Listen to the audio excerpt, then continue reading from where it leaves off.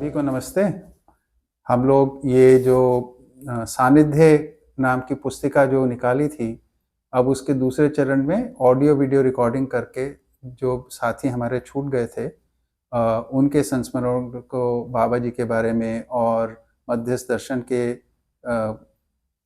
विकास के बारे में, कैसे उसकी प्रस्तुति के अंदर शैली में परिवर्तन हुआ, इसको लेके जो इंटरव्यू का क्रम है, उसमें पहले हमारे साथ रण सिंह भैया जी हैं, जो कि जीवन विद्या प्रतिष्ठान गोविंदपुर बिजनौर से हैं।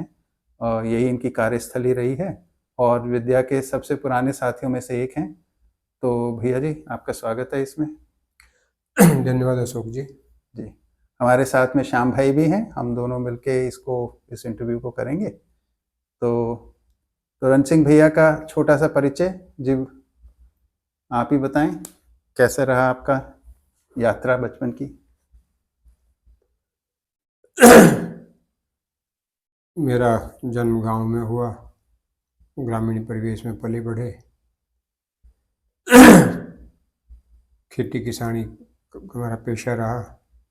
खेती थोड़ी दूर थी गांव से, कुछ नज़दीक भी थी, तो बचपन में ही 10-12 किलोमीटर रोज़ पैदल चलना हो जाता था और शारीरिक श्रम का अच्छा अभ्यास हो गया। हम लोग को उस समय पढ़ाई पे ज़्यादा बल नहीं होता था, घर के काम पे ज़्यादा बल लगता था। तो बचपन में ही कुछ गांव में कुछ बुजुर्गों के साथ बैठते थे, तो उन दिनों दिन में 2 बार चौपाल लगती थी घर में। घर क्या कहें, घेर कहें, वहाँ पर बात होती थी। तो बहुत तरह की कहानियाँ उस जो चौपाल होती है, जो बैठक होती थी, उस पर बहुत तरह की कहानियाँ चलती रहती थी। तो उस कहानियों में एक सारी आया कि एक कहावत हमारे यहाँ थी कि करके खाना लेके देना, और जबान का सच्चा लंगोटिया का पक्का कोई मार नहीं खाता। तो उन दिनों त्याग की बहुत कहानियाँ चलती थी और देशभक्ति की कहानियाँ चलती थी, और लोगों ने कितनी तपस्याएं की, कितने आंदोलन किए, कितने संघर्ष किए, कैसे देश आज हमारा ये है। इस तरह बहुत तरह की कहानियाँ बातचीत होती थी जी। तो उन दोनों चरित्र को और त्याग को और ब्रह्मचर्य के बारे में बहुत प्रचलन था। बुजुर्ग लोग उसकी बात करते थे, संयम की बात करते थे जी। अखाड़े, खेल, कुश्ती, त्योहार, तो रौनक होती थी गांव में। एक तरह मतलब मैं देखता हूँ अपनी ज़िंदगी में, तो गांव में जो रौनक रही, जो जीवन शैली रही, कम से कम 80 तक, वो अद्भुत थी, उत्सवपूर्ण होता। छोटा मोटा कभी कुछ हो गया, कोई गर्मी, कुछ किसी का झगड़ा उगड़ा कभी, तो वो बहुत रेयर था जी। तो उसी दौरान फिर पूजा पाठ के लिए कहीं से प्रेरणा मिली, भगवान की भक्ति में सब कुछ है, तो पूजा पाठ में लगे रहे। और कीर्तन मंडली, युवाओं को इकट्ठा करा, कीर्तन मंडली बन चलते रहे हम लोग। तो गांव के अधिकांश युवा, पढ़े लिखे युवा भी, सामान्य भी, सब तरह के लोग उसमें कीर्तन में आते थे। वो कीर्तन फिर घूम घूम कर अलग अलग परिवारों में होने लगी। उन्हीं दिनों एक शिक्षक आए सन 73 में, उन्होंने आर्य समाज की कुछ पुस्तकें पढ़ने को दी, तो उनके तर्क थोड़े ठीक लगे, छुई बात, और धीरे धीरे पूजा पाठ से मोह भंग होने लगा। पर छोड़ने में झिझक थी जी। लोग क्या कहेंगे, झिझक थी। तो संयोग से मैं उन दिनों दिल्ली चला गया 2 महीने के लिए गर्मी की छुट्टी में, और जब आया तो पूजा छूट गई थी यहाँ, फिर आया तो छूट ही गया। फिर उनके साथ हवन रोज दैनिक यज्ञ होता था, आसन प्रणाम वो कराते थे शिक्षक। तो उनकी बात धीरे धीरे छूने लगी। आर्य समाज से बहुत लंबी सार में बताऊं, बहुत संभावना दिखने लगी जी। एक दिन हम खेत में, हम 2 साथी घूम रहे थे सड़क, अपने रास्ते पे, तो एक गाड़ी में, एक बाइक पे, बुलेट गाड़ी थी, 2 पगड़ीधारी गेरवे वस्त्र के सन्यासी उस पर आए, और बहुत आकर्षक सुंदर शरीर उनके, बहुत मजबूत लोग दोनों। तो उन्होंने हमारे से बात करी, कहाँ क्यों क्या है, और आप एक पास का गांव है नंगला कनवाड़ा, आप यहाँ आओ, और कुछ युवाओं का हम शिविर लगा रहे हैं। अच्छा। तो वहाँ चले गए। उन्होंने जब तारीख दी थी उस समय चले गए। तो वहाँ एक फूल सिंगारी है उस क्षेत्र के, वो सम्मानित वो थे, जाति से तो कुम्हार थे वो, और उनकी बहुत अच्छी छवि थी। बाद में पता लगा ऊंची जाति के लोग भी, ब्राह्मण तक भी, जो वहाँ के किसान लोग भी उनके पैर छूते थे। बहुत प्रतिष्ठित व्यक्ति था। जी। सांवला रंगदार, दांत सफेद थे, मुस्कुराते, बहुत ही सहज व्यक्ति थे वो। और कई लोगों से परिचय हुआ तो उन्होंने एक शिविर का बताया कि आप कुछ युवाओं को भी लेकर और उसमें सहयोग भी करो, कुछ गांव से अन्न संग्रह करो, कुछ धन भी जो शिविर के लिए करो। तो 74 की बात है, अक्टूबर दशहरे पे एक शिविर लगा, एक स्कूल था आदर्श विद्यालय दहा। उस शिविर में जो भी बहुत सारे लोग आए, कोई हम 150-200 युवा रहे होंगे जो, और वो बिल्कुल सैनिक प्रशिक्षण जैसा था। अच्छा। आर्य समाजी ढंग से।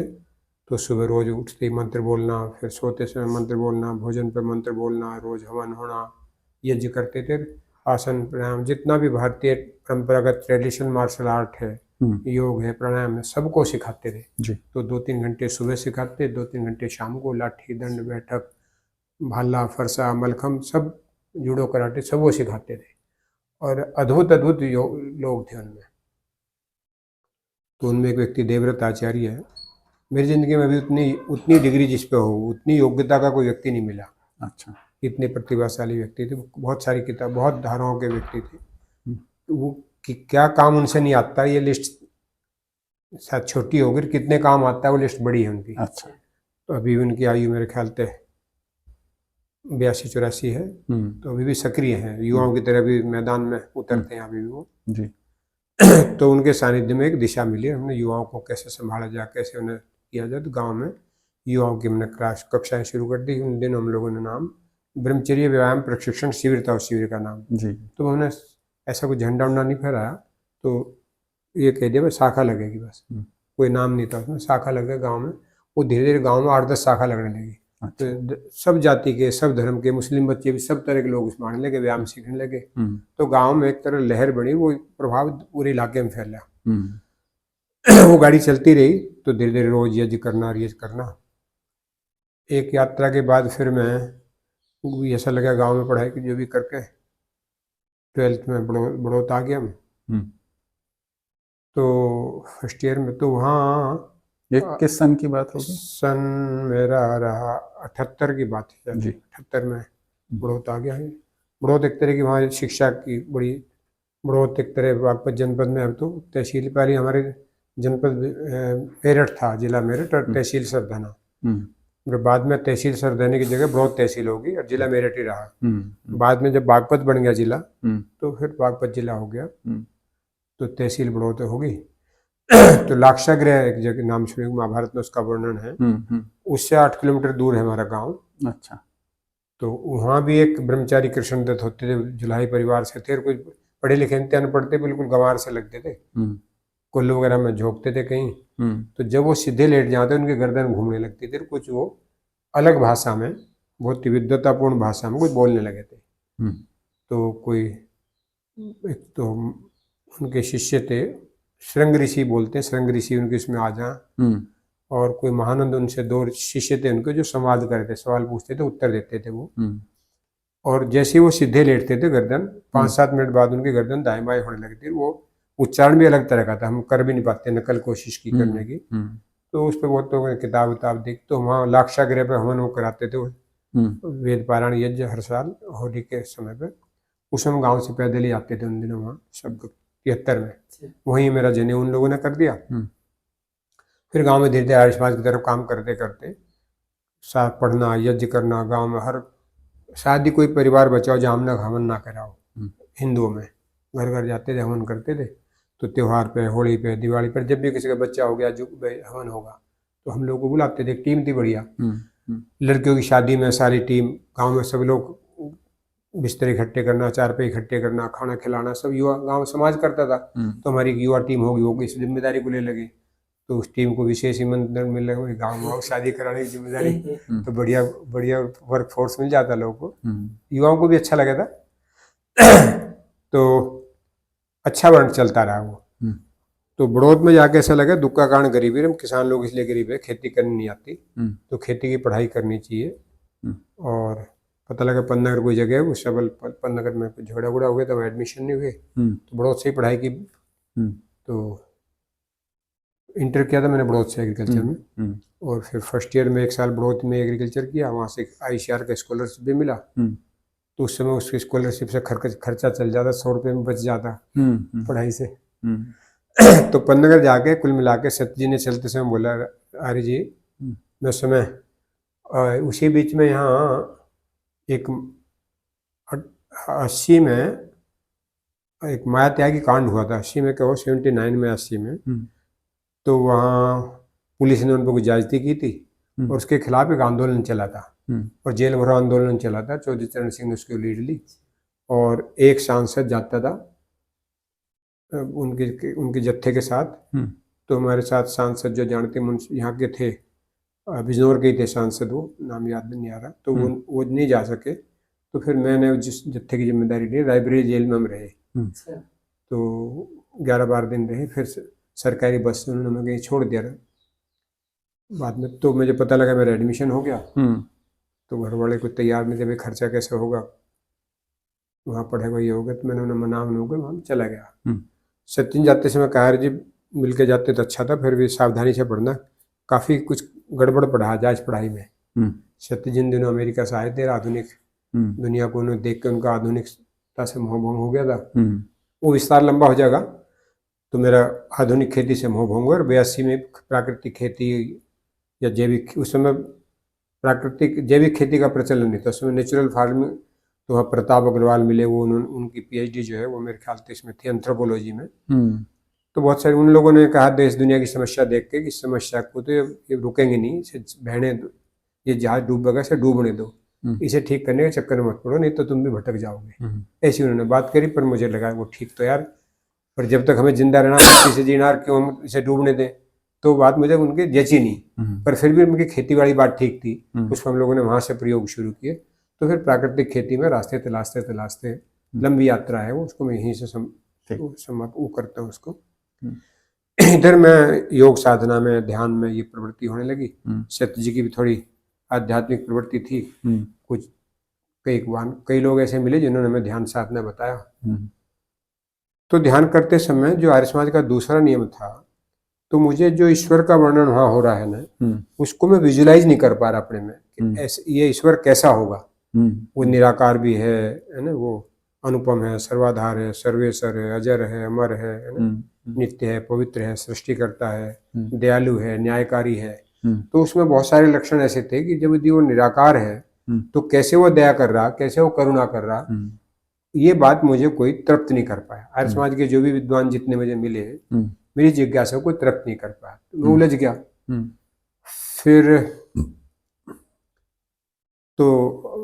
फिर हम लोगों ने इधर, जब कानपुर पढ़ रहा था तो पन्नगर में मुझे एलर्जी, छींकों का एक रोग लग गया और उसका जितना जितना मैं इलाज करता है, रोग मेरा कठिन होता गया और मुझे सुबह से लेकर शाम तक छींकें चलती थी और मेरे पन्नगर में रहना कठिन हो गया। जुकाम बड़ा, मैंने कभी बचपन में जुकाम खांसी कभी कुछ हुआ नहीं, कोई दवा नहीं खाई थी और जो भी मैं इलाज करता रहा तो फंसता गया। तो फिर दिल्ली पता लगा पटेल चेस्ट होता है, वहाँ इलाज कराया, जो उन्होंने अलग इंजेक्शन बनाए, दवाई बनाई, तो 2 साल उनका इलाज लिया, उससे भी आराम नहीं मिला। किसी ने नाक का कोटराइजेशन कर दिया, उससे भी आराम नहीं मिला। किसी ने स्वमूत्र का प्रयोग बताया तो 2-3 साल वो किया, उससे और फंस गया और खराब हो गया। तो जो मैं इलाज करता रहा मेरा कष्ट बढ़ता गया। बहुत बाद में, ये तो काफी बाद में किसी ने मुझे 95 के बाद किसी एक वैद्य ने बताया, बेटा तुम्हें दग्ध पित्त है, कि तुम्हारा जो है ना कफ ने पित्त को दबा रखा, तुम्हें ठंडी चीज भी माफिक नहीं आती, गर्म भी माफिक नहीं आती। तो उन्होंने जो भी उपाय बताए थोड़ा आराम मिला। अच्छा, लेकिन जो दवा उन्होंने बताया, बाबा ने कहा इसमें भस्म होती है, ये भस्म तो आजकल पता नहीं कितना शोधन करें, पारा वगैरह होता है, तो फिर मैंने वो छोड़ दिया था।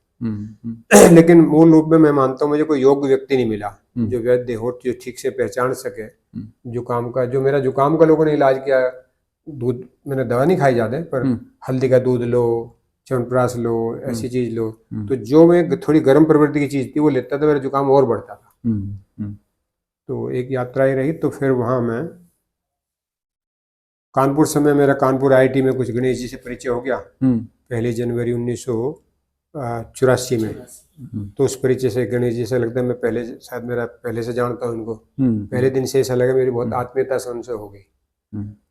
तो उनसे मिलना जुलना, आना जाना। तो IIT में एक ग्रुप मिला जो किसान मूवमेंट से जुड़े थे, तो वहाँ पत्रिका चलाते थे, वो किसान मजदूर नीति पत्रिका, और आंदोलन वगैरह की जो भी थे उसकी जानकारी रखते थे। वो एक ग्रुप था जो किसान आंदोलन में सीधे नहीं था, लीडरशिप नहीं ले रहा था, वो किसानों को जोड़ता था, अलग अलग राज्यों को समन्वय करता था। तो एक अंतर राज्य समन्वय समिति बना रखी थी किसान आंदोलन की।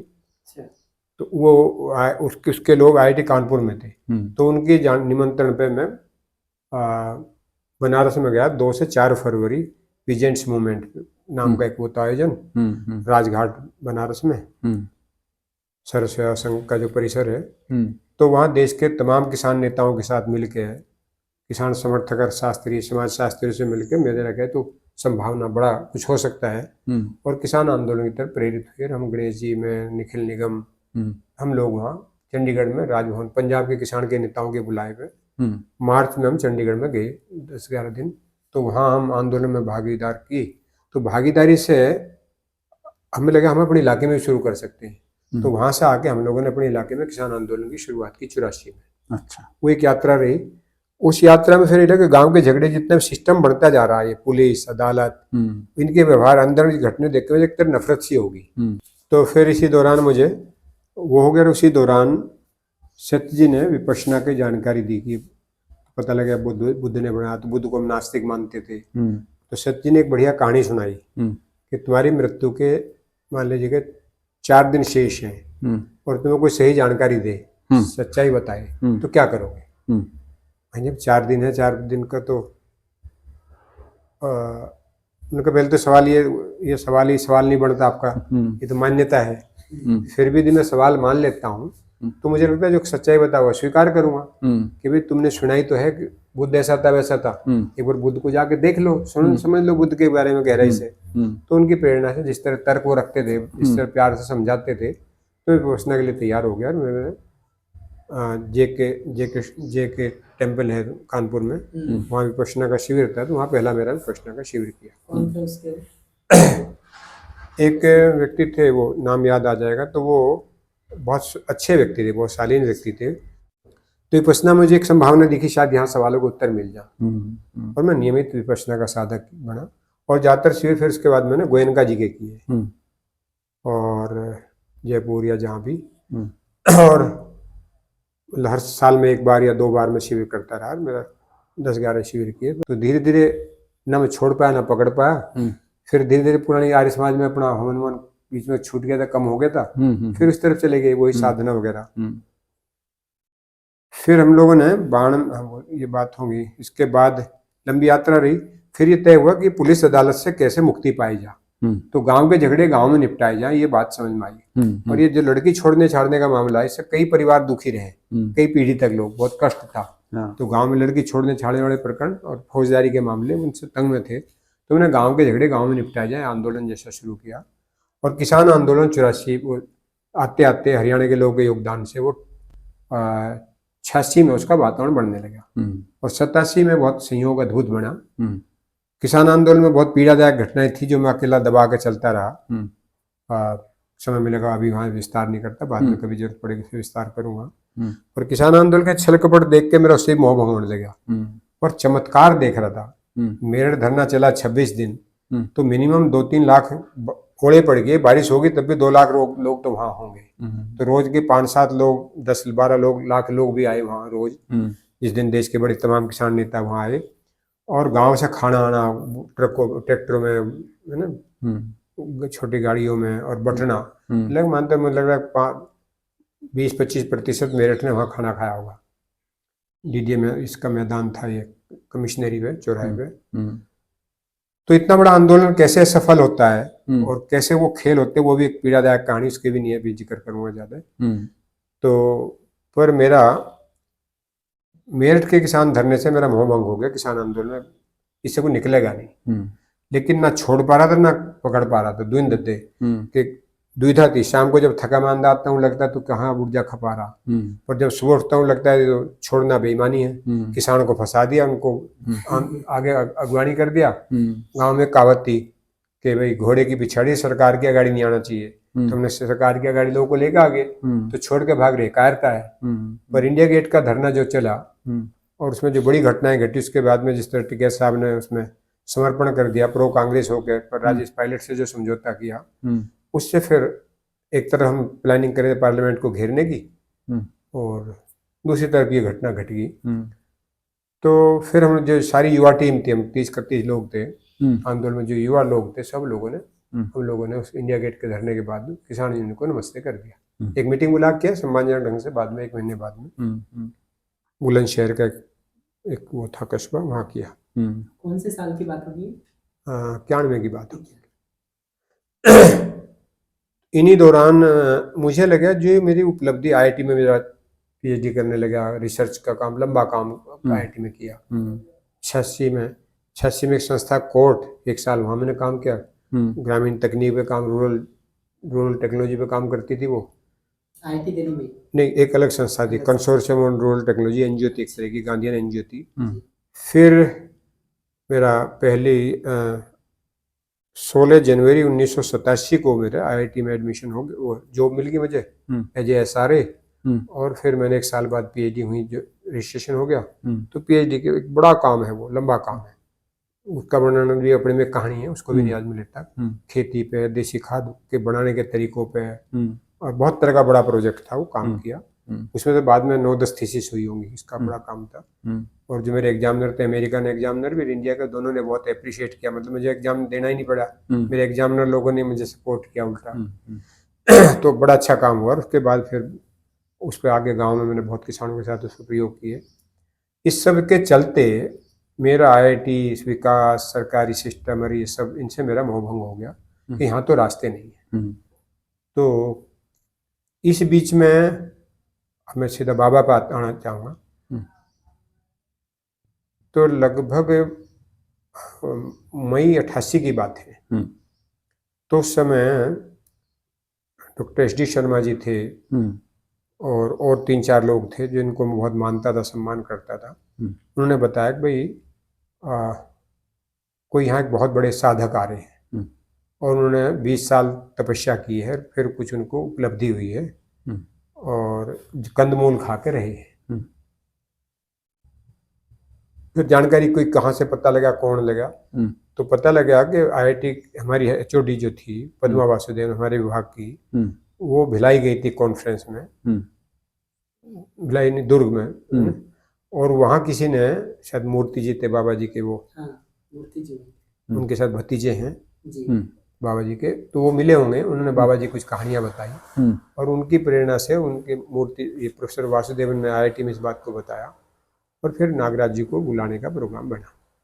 तो जब नागराज जी आए, तो जब मैंने पहली बार नागराज जी से मिलने आया, तो वो फैकल्टी गेस्ट हाउस के गेस्ट के उसमें थे, रूम में, और उनके हाथ में कॉफी का कप और भारी भरकम शरीर, पक्का रंग। उसे देख के मुझे मतलब झटका लगा कि यार, मैं तो सुना था कंदमूल खाए होंगे, कोई दाढ़ी से बुजुर्ग होंगे, पतले से होंगे, और इन कॉफी, उस समय मैं चाय का, कॉफी का इतना विरोधी कि मुझे कोई 1 लाख रुपए दे, मैं ना 1 कप चाय नहीं पीऊंगा। अच्छा। और कॉफी को, इनको तो बहुत, मतलब जो चाय कॉफी पीता है उसको मैं बहुत अच्छा आदमी नहीं मानता था। तो पहला तो मेरा बाबा जी का आना हुआ। तो उसके बावजूद फिर बाबा जी का 7 या 8 दिन का शिविर था, मध्य दर्शन का शिविर था वो। बाबा जी के साथ 2-3 लोग और आए थे। तो फिर मैंने अपने को, मन को बनाया, भाई जब इसकी इतनी ख्याति सुनी है, इतना तपस्या की है, कोई गहरा अनुसंधान किया है। ये 88 मई की बात कर रहे हैं। मई 88। तो मैंने अपने को सकारात्मक बनाने की कोशिश की, शिविरार्थी के रूप में मैं उसमें शामिल हुआ। उसमें IIT के कई सीनियर प्रोफेसर थे, 10-12 प्रोफेसर थे, और कुछ लेक्चरार थे, असिस्टेंट प्रोफेसर थे, कुछ रिसर्च स्कॉलर थे, कुछ बीटेक के, एमटेक के, बीटेक के स्टूडेंट थे। तो शायद 28-30 लोग से शुरू होगा शिविर, 30 लोगों में 2-3 लोग बाबा के साथ थे।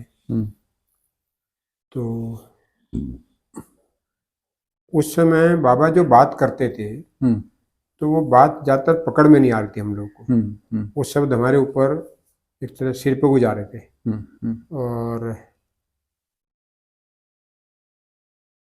जानना, मानना, पहचानना, निर्वाह करना, और जो भी सारी बहुत तरह की बात हो रही थी, हम्म, तो जो शब्द थे वो ऐसा लगता था उनकी जो हिंदी वो संस्कृत की डैडी है। हम्म, मतलब वो हिंदी भी हमें बहुत भारी लगती थी। जी। फिर पता लगा अपने में जो अंग्रेजी भी जानता और हिंदी भी जिसकी अच्छी हो कौन व्यक्ति है। हम्म, तो ध्यान आया यशपाल सत्य जी हैं। हम्म, पता लगा वो तो यहाँ है नहीं, हम्म, वो तो 2 दिन बाद आएंगे। विपश्यना शिविर में गए, हम्म, तो विपश्यना शिविर में गए हैं। जब वो आए हम्म, तो उनको तैयार किया गया, उनकी इच्छा नहीं थी। वो तो 40 दिन के शिविर से आए थे विपश्यना के, एक तरह विरक्त जैसे थे। अच्छा। वो तो 40 दिन का शिविर करके 20 दिन का ध्यान नहीं मेरा रहा, दीर्घ शिविर किया था विपश्यना का, उससे लौटे थे वो। तो फिर सबके आग्रह पे वो आ गए, तो बैठते थे वो हिंदी में उनकी सुन के अंग्रेजी में, उनको भी नहीं पूरी बात पकड़ में आती, पर जितनी भी आती थी वो एक्सप्लेन करने की कोशिश करते थे। ऐसा वो शिविर चला। जब समापन हुआ उसका, तो बाबा ने पूछा भाई क्या समझ में आया बेटा, सबसे पूछा उन्होंने। तो ज्यादातर लोगों को लगा जी हमें तो ज्यादातर बात सिर के ऊपर को उतर गई, आप तो कुछ पहुंचे ऐसा लगा, आप तो समझ में आया होगा कुछ, और आपको कुछ अनुसंधान हुआ। तो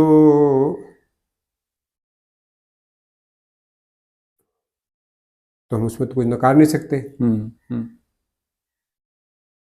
तो ऐसे बात कुल मिला के तो बाबा ने फिर आग्रह किया बेटा आप अमरकंटक आओ, बहुत रमणीक स्थली है और वहाँ आपको मन लगेगा, आराम से समझेंगे। तो ड्यूटी का कभी तुम आते नहीं, कभी रेगुलर नहीं आते।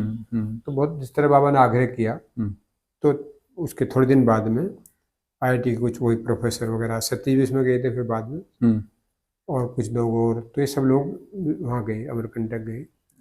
अच्छा, इतना प्रभाव बन गया कि उनके पास जाने का प्रोग्राम बन गया लोगों का। प्रभाव में सम्मान आस्था भी रहती है अपनी परंपरा में, बुजुर्ग आए, जो भी आस्था भी रहती है, ऐसे चले गए लोग। इस जाने के बाद में क्या घटना घटी कि लोग ज्यादातर सत्य जी को लगा, लोग ये जो इतने लोग गए थे बहुत गंभीरता से उस शिविर को नहीं किया इन्होंने, अपना मौज मस्ती हेल्थ के प्रयोग, शर्मा जी ये प्रयोग, कुछ बाबा जी को सुन ले, कुछ घूम फिर ले, कुछ बड़ा प्रयोगों में लगे रहे, गहरा नहीं किया। फिर भी बाबा ने भी समय दिया और कुछ बात, पर बाबा के व्यवहार से, बाबा के शैली से, बाबा की कहानी किस्से सुनाने से लोग मतलब खुश हुए ओवरऑल, दर्शन भले ना मिला हो। इस बीच में कोई ना कोई माध्यम ऐसा रहा कि बाबा जी को एक वो हुआ, IIT पहली बार बंद हुआ, मंडल कमीशन का जब रिपोर्ट वगैरह आए, दंगे हुए, युवाओं ने यूनिवर्सिटी वगैरह बंद कर दी। IIT कभी पहली बार बंद हुई IIT। तो IIT की सीनेट ने कहा भाई हम कोशिश करते हैं, सरकार को, विभाग को प्रस्ताव दिया अपने मिनिस्ट्री को कि हम सोशल जस्टिस पे एक सेमिनार करेंगे। तो उसके लिए कोई फंड वगैरह मांगे। IIT में उस मंडल युवाओं को समझाया भाई आपके मुद्दे हैं, जेन्युइन मुद्दे हैं, उसके हमारी सिंपैथी आपके साथ है, पर हम इस पर काम करेंगे, आप भी जुड़ो मिलो। तो IIT 2-3-4 दिन बंद होकर खुल गई फिर, और एक सोशल जस्टिस सेमिनार हुई। उसमें फिर हम लोगों ने नागराज जी को बुला लिया, ऐसे लोग, एक प्रोफेसर मालवीय जी हमारे डीन थे पन्नगर के, यूनिवर्सिटी के बहुत सम्मानित व्यक्ति थे, वो एक साइंस के आदमी थे, फिजिक्स के, वो भी आए। तो देश भर के लोग आए, गणेश जी उसमें थे, तो बाबा जी की मुलाकात भी हुई। इस बीच में कोई बाबा को लेकर कोई ना कोई चर्चा तो बनी रहती है, उनकी बातचीत कहानी की, कोई ना कोई, जब मिले थे हम रोज हवन करते थे उस समय, रोज यज्ञ करते, दैनिक यज्ञ करते थे, हम मिलते थे लोग। तो प्रोफेसर चावला हैं, उनकी पत्नी हैं थी, अब तो शरीर पूरा हो गया उनका, नाम याद नहीं आ रहा, OP चावला जी, सबको क्या नाम याद नहीं आ रहा उनका नाम। तो कहीं हवन के बाद उनकी एक दिन बात चली बाबा के बारे में, कि जो भी हो, एक बात तो गजब की बाबा जी ने, कि किसी भी सवाल हो तो बाबा उसका उत्तर देते हैं। एक घटना घटी, किसी भी तरह का सवाल हो, मैकेनिकल का, स्ट्रिंग फिट का कोई होता फार्मूला, तो बहुत तरह के बाबा सवाल करो तो हर सवाल के बाबा के पास उत्तर रहता है। वो उत्तर में ठीक लगे ना लगे, पर ज्यादातर उनके उत्तर लॉजिक रहते हैं, दम रहता है उत्तर में। ये एक पॉजिटिव बात वहाँ ऐसे ही चल गई आपस में।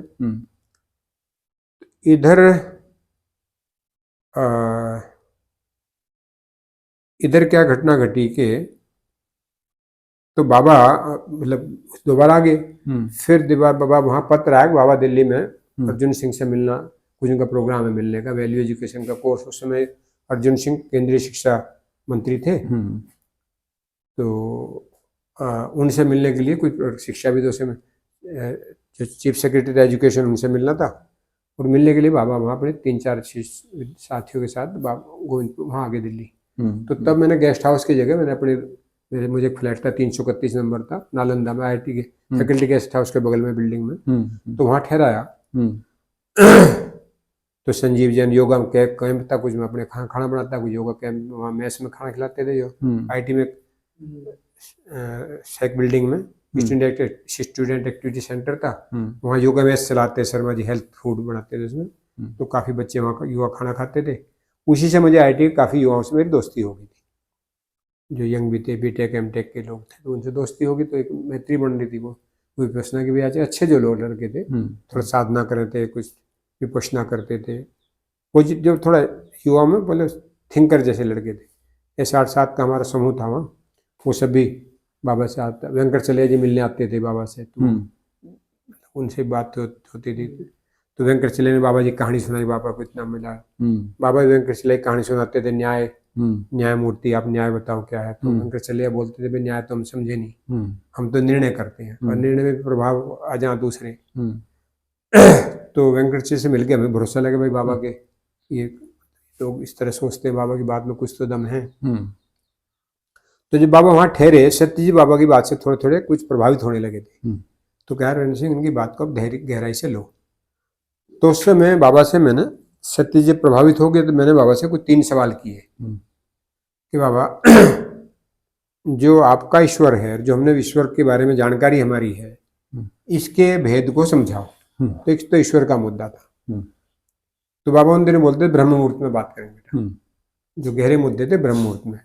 तो ब्रह्म मुहूर्त का मतलब जिसकी आँख खुल जाए। तो बाबा मैं भी साथ सोता था बाबा के, हम तो 6-7 लोग उसमें रहते थे, कुछ ज़्यादा लोग आ गए थे, हमने उनको हॉस्टल में लेकर रूम वहाँ रखा था। एक बार 10-11 लोग हो गए थे बाबा के साथ में उन्हीं दौरान। फिर बाबा का प्रोग्राम था वो कुछ कैंसिल हो गया, कोई जिनसे मिलना था। बाबा का प्रोग्राम और बढ़ गया 7-8 दिन। तो एक तरह बाबा दिसंबर का समय था ये, तो 15-16 दिन रहे वहाँ IIT मेरे साथ। 91 तो दिसंबर 90 है, 91 भी नहीं। अच्छा, दिसंबर 90 का है। तो बाबा हम लोग 3-3:30 कई बार तो 2:30 बजे भी आँख खुल गई। तो जिसके आँख खुल जाए दूसरों को उठा लेता, हम बात शुरू कर देते।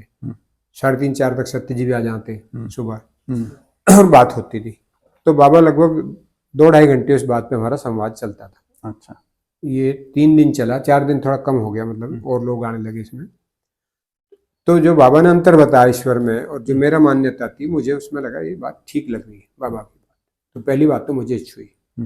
दूसरी मैंने कहा बाबा जो आप आत्मा जीवन बता रहे या गठनपूर्ण परमाणु बता रहे, ये जो अटका हमारे सामने मामला, जड़ से चैतन्य कैसे होता है, हमें मतलब कैसे ये स्वीकार्य नहीं हो रहा था। और है तो हमें समझाओ, साइंस का क्यों ध्यान नहीं गया। और इसको ये समझने में बहस चलती रही, हमारी काफी ऊर्जा इस पर खपी, बहुत ऊर्जा हमारी इस मुद्दे पर अटकी।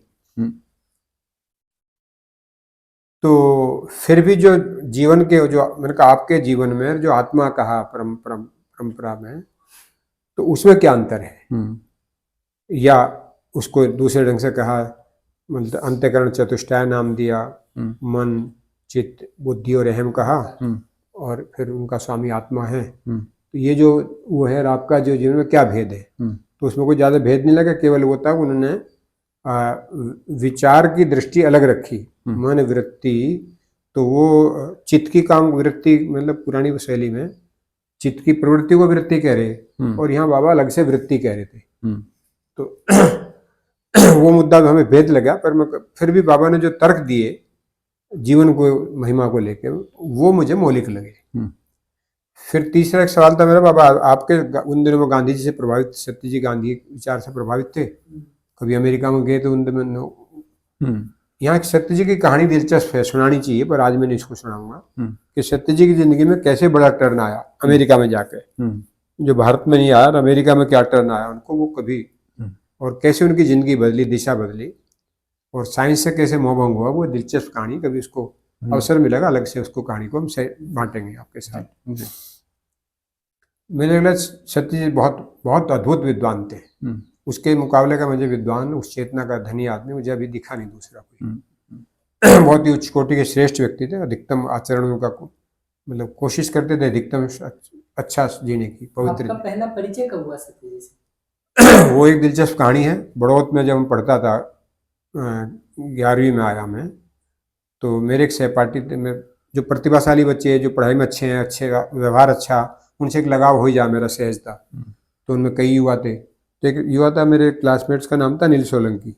उसके ताऊ के चाचा के लड़के थे आनंद सोलंकी। तो उनके और एक कुटुंब के लड़के, 3 लोग थे एक गांव के ये। तो इनसे तीनों से ही परिचय हो गया। तो अनिल एक दिन अपने घर ले गया मुझे, क्या अरे जी घर चलेंगे, माता जी से मिलवाऊंगा। मैं घर गया, मैंने अपनी जैसा सहज है उनकी माता जी को मैंने नमस्ते करी, पैर छू के। उनका माता जी नमस्ते। वो बोले बेटा नमस्ते। फिर बोले बेटा तू कहाँ का है? माता जी मैं तो पलड़ी का हूँ। बोले बेटा मैं धनौरे की हूँ। और पलड़ी धनौरा तो एक ही इलाके का है। फिर मैं तुम्हारी माता जी नहीं, मैं तुम्हारी बुआ हुई। तो हमने फिर उनको बुआ कहना शुरू कर दिया। जब बुआ कहना हो गया, जब बुआ के फर्ज हो बुआ के प्रति, वो हमने निभाए। तो धीरे धीरे लगाव होता गया। तो जब लगाव परिचय हो गया, कभी कभी जाना आना हो लगा, तो उनकी बड़ी अनिल की जो बड़ी बहन थी, उनके 4 बहन थी, तो तीसरे नंबर की जो बहन थी उसकी बातचीत सत्यजीत से शादी की चल रही थी। तो उनकी बहन ने यहीं से बड़ौत से MSc किया था केमिस्ट्री में, और IIT दिल्ली से उन्होंने PhD किया। और उधर सत्यजीत कहानी सुनाते थे, एक ऐसा लड़का है जो रिक्शा में नहीं चलता, बाजार के मिठाई नहीं खाता, हाथ से काम करने को बल देता है, सादा रहता है, खादी पहनता है, और बिना दहेज की शादी करेगा। तो उसकी जो महिमा बता रहे थे, मेरा उससे मिलने को मन हो रहा था। ये मेरी महिमा बताते थे वहाँ। हमारा भाई बेटा है, हमारा कोई बेटा बताता, कोई भाई अनिल है, उसका एक दोस्त है वो भी ऐसा ही है। तो दोनों के बारे में एक दूसरे को शादी से पहले पता लग गया। और शादी के दिन हम थोड़ा, हमारा पेपर था उस दिन, एग्जाम, वो प्रैक्टिकल, तो प्रैक्टिकल करके थोड़ा संस्कार हो गए, तब मिले थे। उस दिन तो ज़्यादा बात नहीं हुई, पहचान हुई। पर अगले दिन जब विदाई हो रही थी, तो विदाई पे 15-20 मिनट उनसे बातचीत हुई। फिर लड़के को लेने जाते हैं, तो जिम्मेदारी मेरी अनिल की दोनों की लगा दी, बिजनौर से लेने जाना बहन को। तो वहाँ गए, तो वहाँ जाते दूसरे तीसरे दिन चलते, उन्होंने हमें रोक लिया और कई दिन रुके। तो सत्य जी के साथ थोड़ी दोस्ती होती गई, मजा आ गया, अच्छा लगा।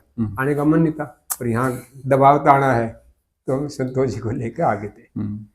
इस तरह सत्य जी का मेरा धीरे धीरे आत्मीयता बढ़ती गई। संतोष जी के साथ मेरा तालमेल कम खावा था, वो आधुनिक थी थोड़ी। पर जब शादी होगी तो बहन तो थी, वो उन्हीं के माध्यम से सारा रिश्ता था, तो उनको भी महत्व तो देता था मैं दोनों को। ऐसा चला लंबा। तो सत्य जी मेरी जिंदगी को तो जो दशा दी है वो सत्य जी ने दी है। बाबा जी से भी जो बाबा के प्रति सकारात्मक परिचय भी सत्य जी ने दिया है। और कई एक ऐसी घटना घटी जो बहुत महत्वपूर्ण संस्मरण है। जब मेरे बाबा के प्रति मेरे मन में सम्मान कम हुआ, बीच बीच में कई घटना ऐसी घटी जो सम्मान कम हुआ, तो सत्य जी ने मुझे संभाला कि रण सिंह ये बड़े ऊंचे व्यक्ति हैं, हम नहीं समझ पा रहे, आप इनको जिज्ञासु के रूप में सुनो, बहुत पवित्र आदमी हैं। तो सकारात्मक परिचय दिया। और मैं मानता हूँ बाबा की बात को, यदि बाबा तो बहुत दिन से बात कर रहे थे, बाबा की बात समाज में जा नहीं रही थी। सत्य जी पहले व्यक्ति जिन्होंने इस बात को आसान करा, सरल करा, सरल ढंग से कहना शुरू किया जी। नहीं, बाबा ने काफी समय लगा लिया था। भाई बाबा को दर्शन ध्यान देने की बात है। बाबा को दर्शन माने 70 कह रहा जो बाबा को मिला। अगर उससे लगा लेते हैं कि जो बेंगलोर में उन्होंने पहला शिविर किया 1 महीने का, वो 78 के आसपास है शायद। नहीं मतलब बाबा को तो हो गया। हाँ। पर बाबा ने जो शुरुआत की वो 70, मतलब लोग तो जो उनके पास आते तब से शुरू कर रखा था बातचीत। हाँ। पर बाहर जो निकले, और बाहर बाबा ने जो शुरुआत की वो गीता के माध्यम से बात रखनी शुरू की। जब कहीं गीता कुछ लोगों ने अलग अर्थ करा, बाबा लगा फंस रहे, फिर बाबा ने फिर उसको निर्णय लिया कि इससे नहीं करेंगे, परिभाषा, शब्दों की परिभाषा करेंगे। परिभाषा तो बाद में बनी, शब्दों की उन्होंने अपनी परिभाषाएं बनाई कुछ छोटी सी, और उससे बात कहना शुरू किया। तो बेंगलोर तभी से वेंकटचलैया जुड़ गए थे। तब ये चीफ जस्टिस थे बेंगलोर हाई कोर्ट के। नहीं, उसमें चीफ जस्टिस कोई और थे, वकील ही थे। अच्छा, जज थे, वकील थे, चीफ जस्टिस नहीं, हाँ जज थे बेंगलोर हाई कोर्ट में। हाँ, तो सत्य जी एक ऐसे व्यक्ति थे जिन्होंने इसको बहुत सरल किया, और हमें भी सत्य जी से पकड़ में आई, बाबा से नहीं पकड़ में बात आई जी।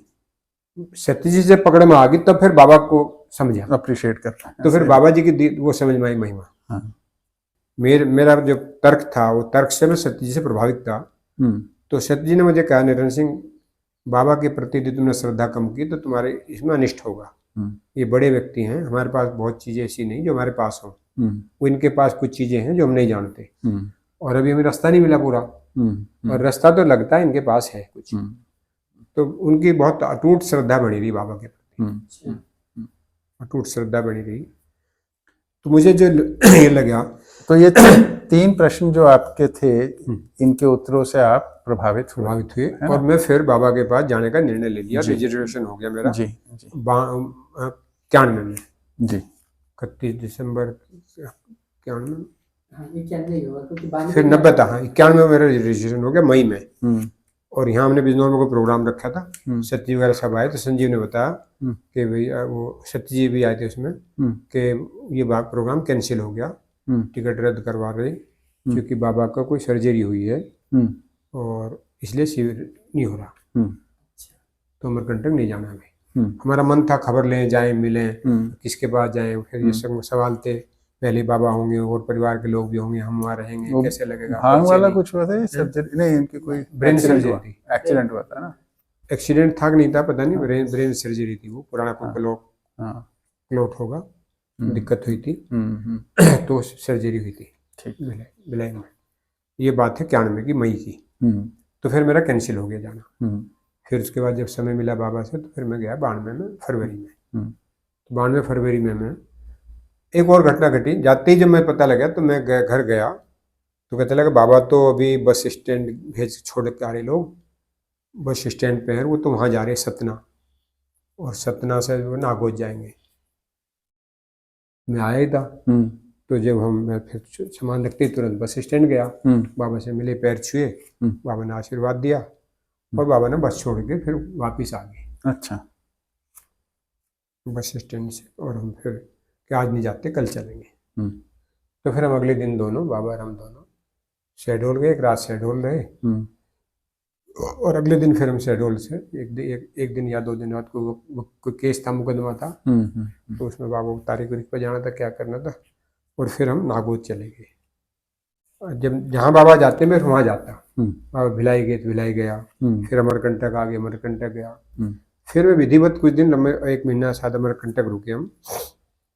रोज बाबा के साथ मेरा जब भी जहाँ भी रहते थे तो 3-4 घंटे लगते थे। कितना समय रहे आप उनके साथ? ये बाबा के साथ रहा मैं पहले जो दौर में, वो रहा हूँ 4.25 महीने। अच्छा, 6 महीने रहना था। फिर एक गांव में एक भतीजे का एक्सीडेंट, कुएं में गिर गया था, तो मैं सोचा उसकी खबर लिया हूँ। दिल्ली में 2 छोटे काम थे। थोड़े दिन बाद फिर मैं वापस, उसके बाद मैं नवंबर दिसंबर में फिर गया। अच्छा, उसी साल। अच्छा, 2 महीने फिर रहा, 92 में। उसी साल 92 में। हाँ, तो मतलब 6 महीने थोड़ा ज़्यादा ही रहा हूँ। तो फिर बाबा की बात जो है ना, सारी रिकॉर्ड नहीं होती जब आप बोलते थे, तो फिर पुनः दोबारा बाबा को टोकता था मैं। तो फिर मैंने टेप रिकॉर्डर मंगाया, और टेप बाबा जो बोलते थे उसको टेप करता, बाद में सुनता, उससे नोट्स बनाता। एक जो रजिस्टर दिया उसको, बहुत मोटा रजिस्टर था, उसको लोगों ने लाल किताब नाम रख दिया, तो उसमें मैंने कुछ नोट्स बनाए अपने, देखिए हमने। हाँ, तो मैंने फिर एक तरह से काफी गहरे से बाबा के साथ समय लगाया, और 2.5-3 महीने में ऐसे घटना घटी कि मुझे लगा मेरे सवालों के उत्तर मिल गए, मैं खुश रहने लगा। कि जो मेरे मूल सवाल थे, ईश्वर को लेके, देवी देवता को लेके, व्यवस्था को लेके, गांधी के स्वराज्य में जो भी मेरे सवाल थे, जो बाबा ने मैंने IIT में पूछे थे, उनके उत्तर मुझे खुद ही समझ में आने लगे। और मैं, मतलब मेरी जिंदगी में एक और बात शेयर करूंगा कि 90 के आते ने 90 के आते मुझे इस व्यवस्था पे बड़े बड़े लोग मिले। मुझे सौभाग्य मिला सत्ता के नज़दीकी राष्ट्रपति, प्रधानमंत्री, सुप्रीम कोर्ट के चीफ जस्टिस जैसे लोगों के नज़दीक आने का।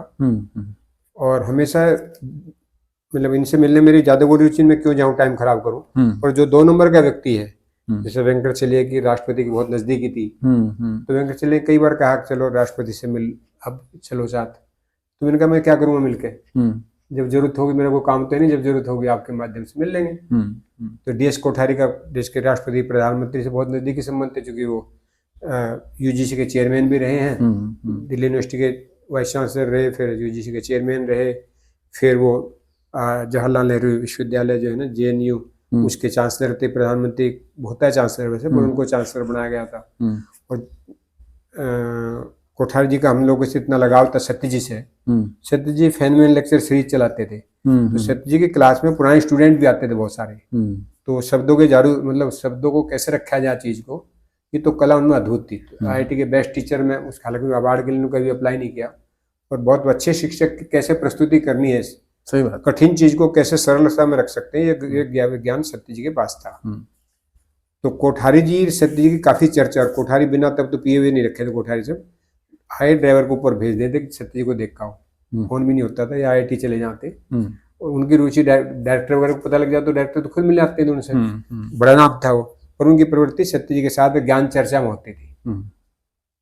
तो उन दिनों गीता, सांख्य दर्शन और ये मध्य दर्शन की बात, ये सब साथ साथ गीता, जैसे हम लोग मध्य दर्शन की बात करते, विपश्यना की बात होती, ये सब सत्य जी के साथ, PS कोठारी के साथ चर्चाएं होती थी। तो सत्य जी के माध्यम से सत्य जी ने जितने बड़े रिश्ते थे ना, सबसे मुझे जोड़ दिया। गणेश जी के जितने रिश्ते थे सबसे मैं जुड़ गया, या जोड़ दिया कि जुड़ ही गया। तो मुझे बड़ी, मतलब ऐसे और भी कई लोग मिले जिनके वजह रिश्ते मिल गए बहुत। तो उस दृष्टि से सत्ता के नजदीक रह के मुझे पता लग गया कि ये व्यवस्था तो नहीं बदलेगी।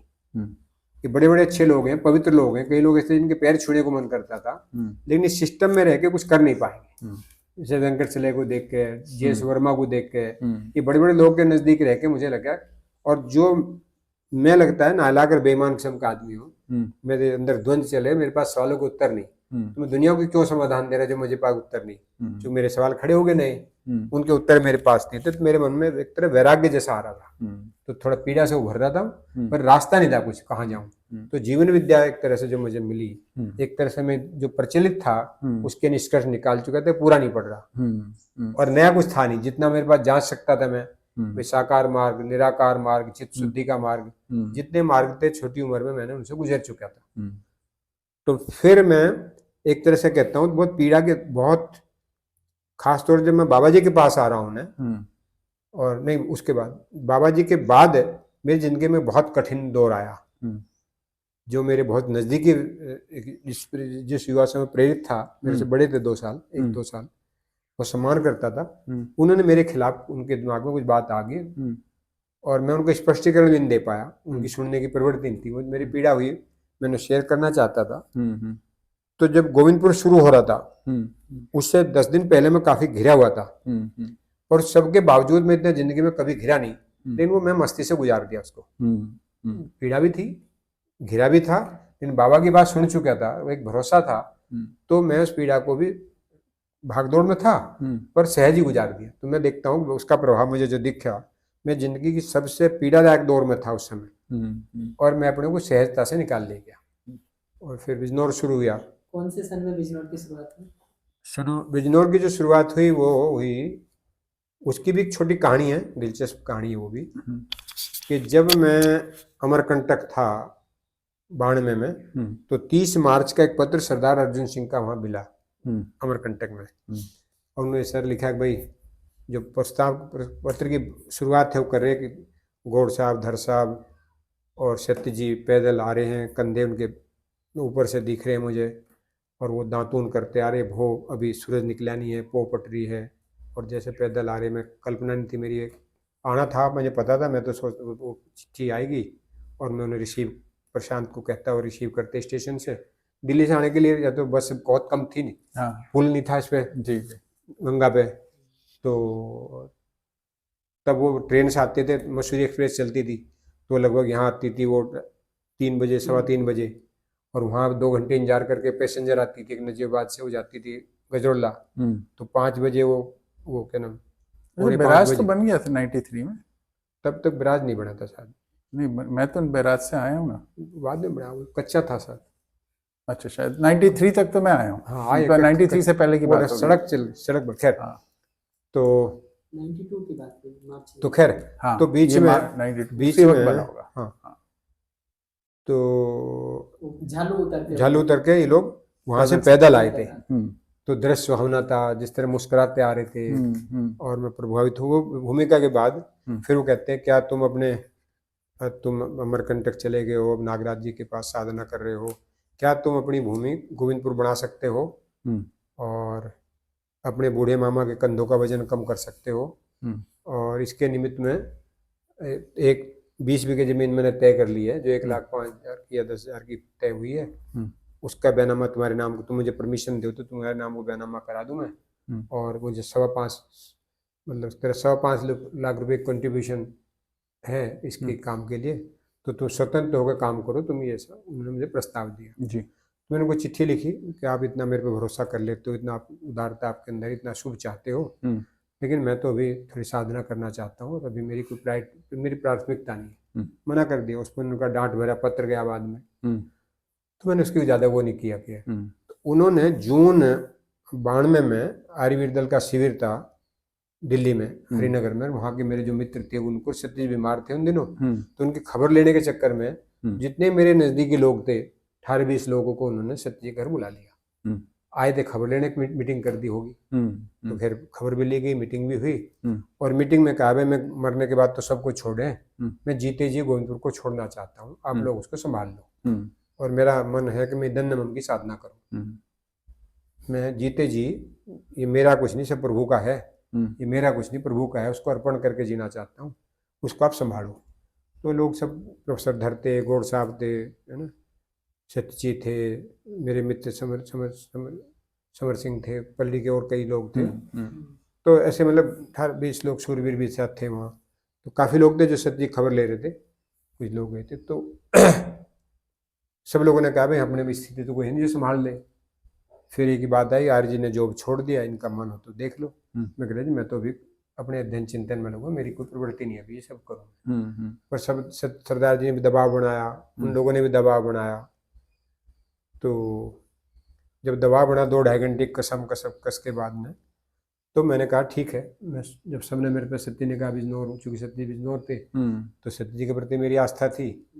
और यहाँ पहले कई बार आया भी हूँ मैं, यहाँ सरदार जी से मिला भी था और जगह भी ठीक थी। तो मेरे उनके दबाव में मैंने ये बात उन्हें रखी, भाई मेरी एक ही शर्त है कि मैं अपने ढंग से जीना चाहता हूँ। जो पुराने में बदल गया, जो मैं पहले सरदार जी ने मुझे देखा वो पहला रण सिंह है, अब रण सिंह वो बदल गया, ढांचा वही है मेरा। अब मैं अपने ढंग से जीऊँगा, मैं कोई सामाजिक काम नहीं करूँ, कुछ दिन मैं गहरे से अध्ययन करूँगा और तब इसके बाद कुछ काम करेंगे। पर सरदार जी की यदि वहाँ मुझे सौंप रहे हैं तो ये इनके लिए अलग कुटिया बना देंगे, इनका फ्लैट बना देंगे, जो भी होगा इनके लिए सेवक, एक व्यक्ति छोड़ देंगे, कम पड़ेगा तो हम भी सेवा करेंगे। इनकी आँख खुलेगी तो मेरे हिसाब से खुले, अर्थात ये कुछ हल्ला दंगा करें, कुछ प्रोग्राम बनावे तो मेरे हिसाब से हो, मेरा शर्त इतनी है। तो लोगों ने कहा नहीं तुम जमीन अपने नाम करा लो, ट्रस्ट बना लो, सोसाइटी बना लो। मैंने कहा ना मैं अपने नाम कराने का, ना ट्रस्ट सोसाइटी बनाएंगे, सरदार जी के नाम जमीन बनी रहेगी। जब किसी प्रोजेक्ट को, स्कूल को, कहीं के स्वास्थ्य केंद्र को कहीं जरूरत होगी उसके नाम ये कर दें।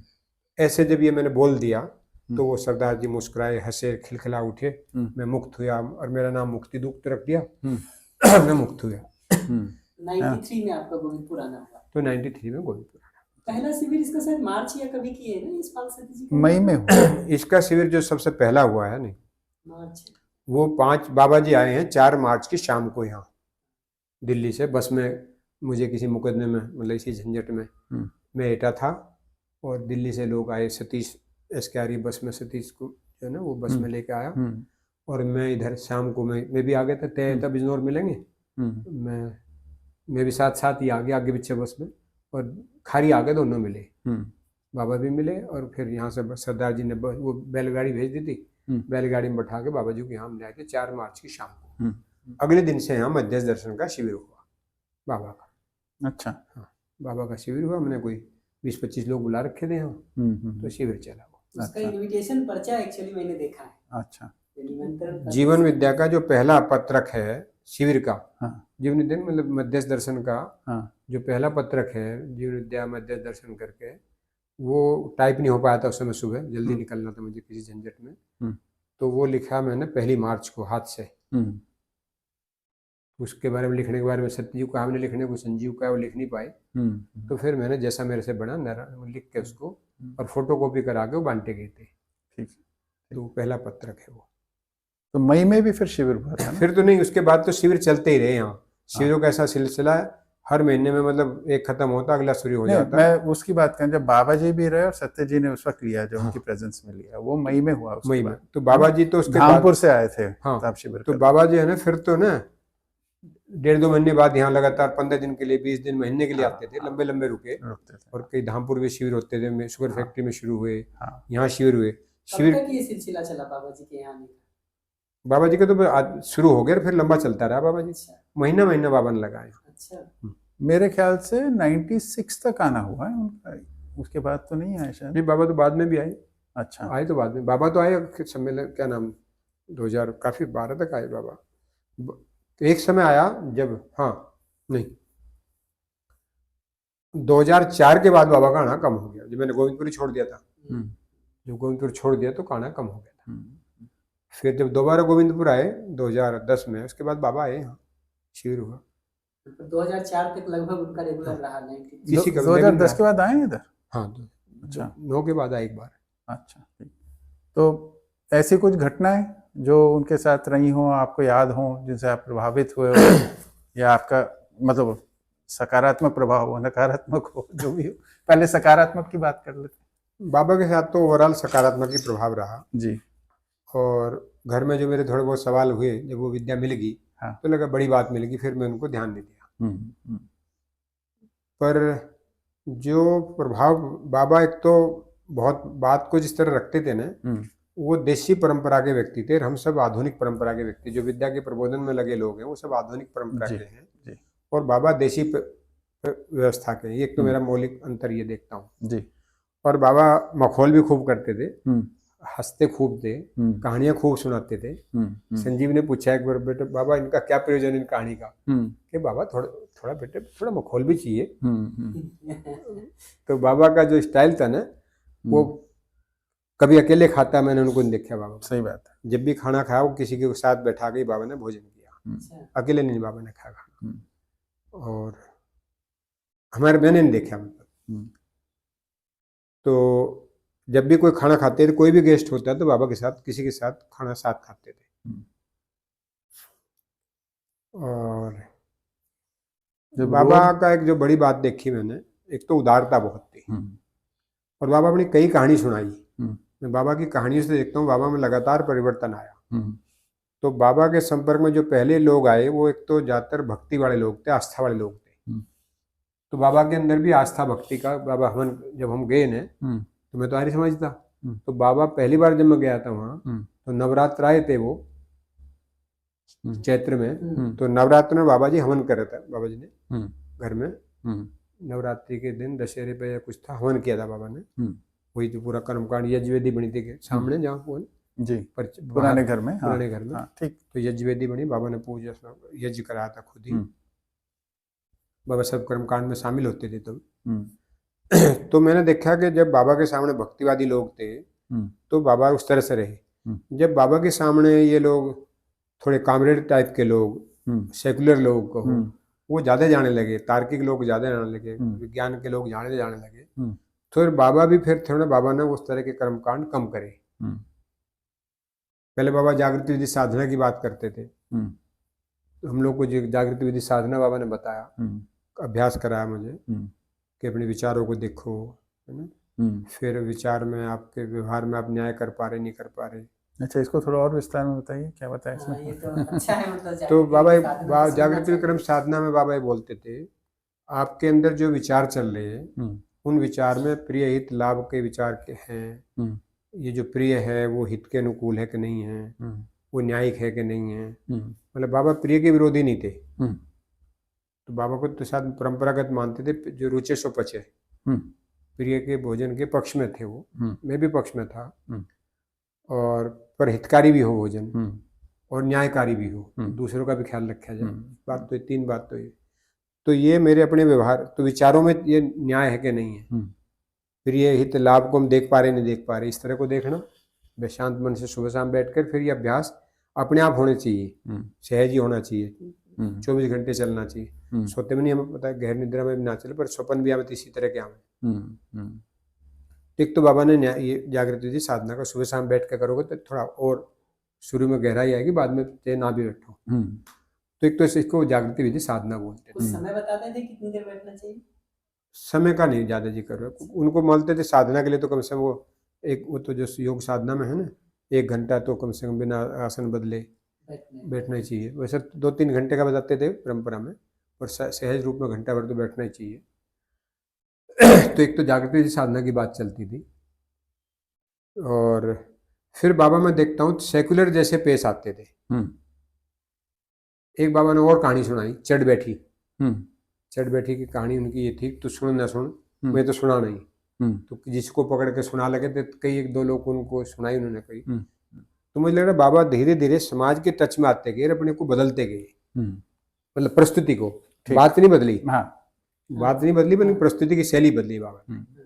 तो चढ़ बैठी को बाबा ने कहा मैं चढ़ बैठी की तिलांजलि दे दी। ऐसा कहा आपने? हाँ, बाबा ने कहा कि मैं चढ़ बैठी की तिलांजलि दे दी। हालांकि बाबा कई बार तो चढ़ बैठी हमें लगे थी वो, पर वो वाली नहीं होगी, पर वो वाली नहीं जिसमें ब्रेक डाउन हो जाए। तो बाबा जी का जो मस्ती थी वो एक तो बहुत मैंने उदारता देखी है। और बाबा को ने मानना, बाबा अपना को मकान उकान की उनके अंदर कोई प्रवृत्ति नहीं थी। वो धर्मशाला में जिस मस्ती से रहते थे ना, तो घर में कोई आजकल के एक बड़ा आदमी मिलेगा तो ढूंढने मिलने बहुत झंझट है। वो तो घर में चौकीदार से पहले मिले थे। मतलब उसको क्या बोले ना, पहले घर में जब प्रवेश होता बाबा की चौकी हुई थी। तो सबसे पहले बाबा से ही मुलाकात होती, और बाबा के साथ आत्मीयता होने के बाद फिर वहीं कुछ खाने पीने को आ जाता। भोजन तो बाबा सबको कराते ही थे जो भी जाता था।